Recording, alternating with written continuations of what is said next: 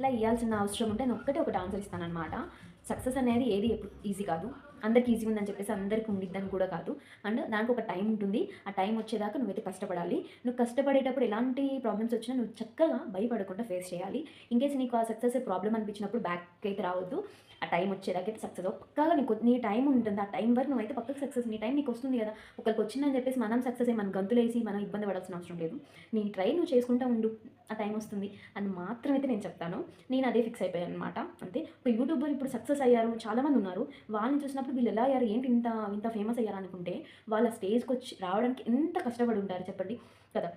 మనం స్టార్టింగ్ స్టేజ్‌లోనే ఉన్నాం guys. It's okay. No problem. మనం ఇప్పుడిప్పుడే స్టార్ట్ చేసాం కాబట్టి అన్నీ తెలుస్తున్నాయి. అన్నీ తెలుసుకొని చక్కగా జాగ్రత్తగా ముందుకెళ్దాం. నాకు చిన్న టార్గెట్ ఉంది. నా బర్త్‌డే లోపల 5,000 అవ్వాలి. అండ్ ఆ 5,000 నా బర్త్‌డే సెలబ్రేషన్ 2 ఒక్కసారి చేసుకోవాలని ఉంది. సో, ఐ హోప్ ఏమైతుందో చూద్దాం. క్రాస్. బాయ్.